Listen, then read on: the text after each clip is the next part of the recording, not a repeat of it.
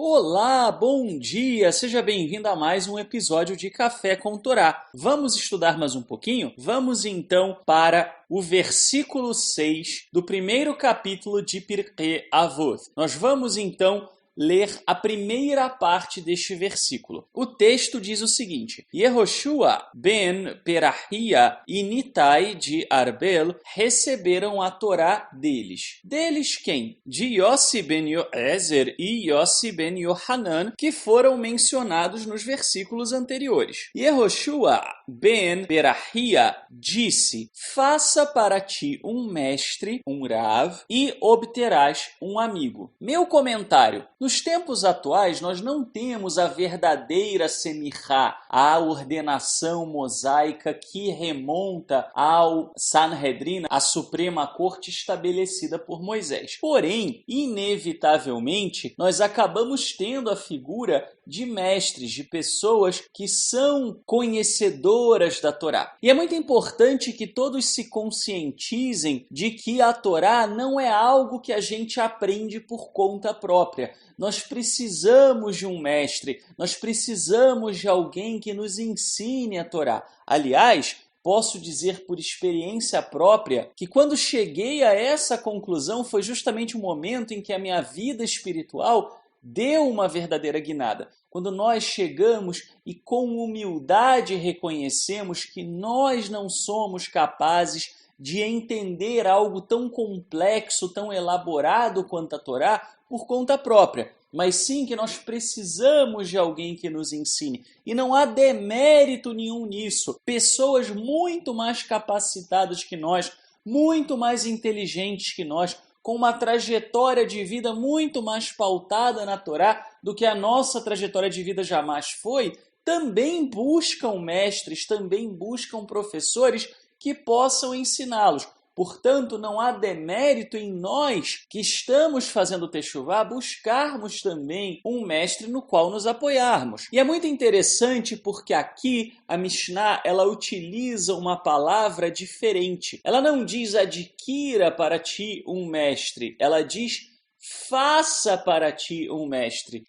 O verbo usado aqui é assá, é fazer. E por que esse termo é utilizado? Por uma razão muito simples, mas ao mesmo tempo muito reveladora. Nós não devemos escolher um mestre simplesmente como quem escolhe um prato num menu de restaurante. Não é assim. Você entra num mercado de mestres, olha e fala, esse aqui é simpático, vou então atrás dele. Não, na realidade nós mesmos devemos fazer o mestre. O que isso significa? Significa que nós devemos nos esforçar para encontrarmos uma pessoa que verdadeiramente é digna da nossa confiança no que diz respeito ao ensino e que essa confiança tem que ser construída. Tudo aquilo que um mestre diz deve ser, antes de confiarmos nele, checado e verificado à exaustão para que se tenha certeza de que aquilo que aquele mestre está ensinando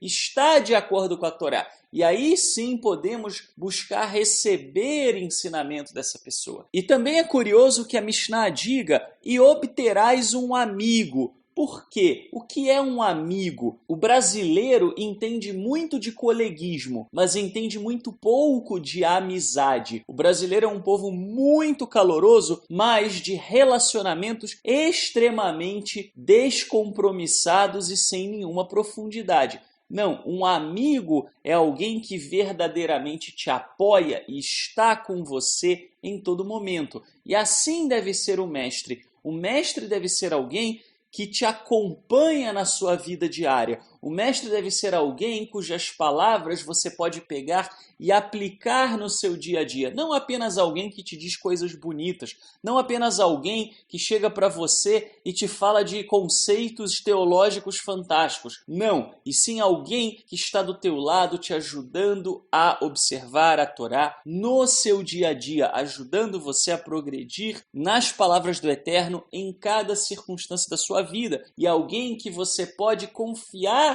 de abrir a sua vida, de trazer informações da sua vida e buscar um conselho e buscar uma orientação. em buscar um direcionamento, pois viver Torá é isso. Torá dá trabalho. Torá não é uma fé que você isola lá no compartimento da religião, mas sim algo que envolve o seu dia a dia como um todo. E, portanto, nada mais natural que se busque alguém que é capaz de te aconselhar, de te orientar e de te instruir no seu dia a dia. E o verdadeiro amigo não é aquele que diz o que a gente quer ouvir. Esse é o colega, aquele que tem que ser político, que não quer arrumar problema, não quer arrumar sarna para se coçar, mas o mestre deve, acima de tudo, gostar de você. É impossível ter um mestre que não se importe com você, que não se importe com a sua vida, porque ele frequentemente terá que te dizer aquilo que as pessoas normalmente não dizem, que somente um amigo verdadeiramente se arrisca a dizer porque confia na relação que tem com você. É como aquele amigo próximo que quando você faz uma bobagem é o único que diz: você tá louco de fazer isso, e não passa a mão na sua cabeça como as demais pessoas fazem. Assim também deve ser o mestre. Ele deve se importar o suficiente com você para que possa te dizer não o que você quer ouvir, mas sim aquilo que você precisa ouvir para o seu desenvolvimento espiritual. Além de tudo, o mestre se coloca na mesma posição que você, se coloca na posição de um parceiro, de um colega, e não de alguém que está acima de você e vai ficar te dando ordens, te tiranizando, te fazendo se sentir inferior. Muito pelo contrário, cabe, é verdade, ao aluno honrar o mestre, mas cabe ao mestre se colocar no mesmo nível do aluno e não se considerar acima dele, considerar sim que é um parceiro numa busca por uma vida cada vez mais pautada na Torá do Eterno e nos seus caminhos. Assim, o mestre sabe que muitas vezes aprende mais com os seus alunos do que realmente ensina a eles. Feliz é aquele que encontrou um mestre. O mestre nos salva da nossa arrogância individual, o mestre divide conosco uma jornada e uma caminhada, e o mestre nos ajuda a nos aprofundarmos cada vez mais nos conhecimentos do Eterno. Até amanhã, se o Eterno nos permitir.